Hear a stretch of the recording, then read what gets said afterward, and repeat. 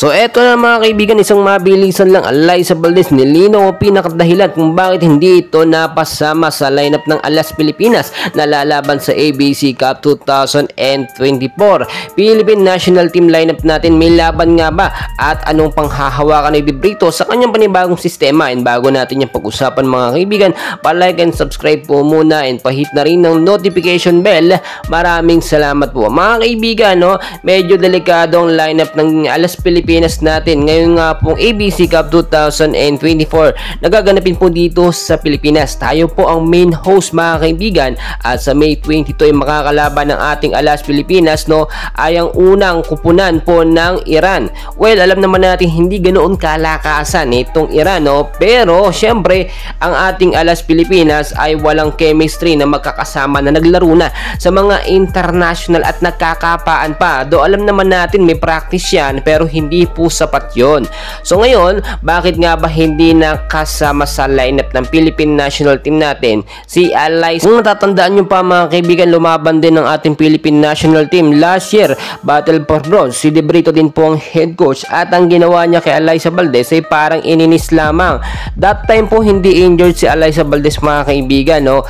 At ay pinapasok si Valdez para mag-serve lang. Then after nun, inilalabas po uli, no? At talagang nakita naman natin very limited lang yung kanyang time at halos maiyak po siya dahil kahit battle for bronze o bronze medal ay hindi po nakuha ng ating Philippine National Team. So ngayon po, hindi napasama sa lineup si Alyssa Valdez dahil kagustuhan na rin po ito ni Valdez at lumabas din ang mga balita na medyo injured nga daw po si Alyssa Valdez ay nasop na o nasa bakasyon po ito at nagpapahinga dahil nga po sa kakatapos sa PBL conference, no, dahil si CS po ang nag-champion. So ngayon kung titignan po ninyo ang lineup ng ating Philippine National Team or Alas Pilipinas ay pinapangunahan po ng kapitana na si Gia Morado.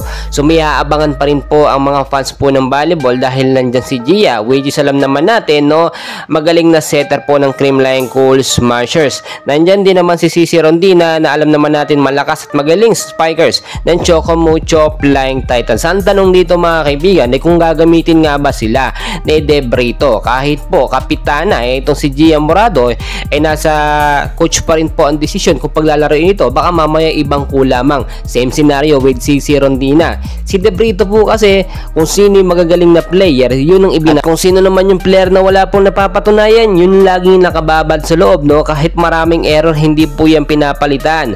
Tulad ng aking sinasabi mga kaibigan, hindi naman concern si De Brito manalo man or matalo ang ating Philippine National Team kasi bayad na po yan, no? Binabayaran yan si De Brito para maging coach, no? Hindi yan na talaga nagdedepende na makakuha tayo ng gintong medalya dito nga po sa ABC Cup 2024. Kaya para sa akin, no, ay bahala na lang, no? Galingan na lang ng ating mga Pilipino player dahil syempre isa tayo sa main host, dapat po mas galingan it. Pakita natin na kahit wala dyan na magagaling na player ng Creamline, si Alyssa Valdez, Gemma Galanza ay kayang-kaya nating manalo. And please mga kaibigan, don't forget po to like and subscribe para support po ng ating channel.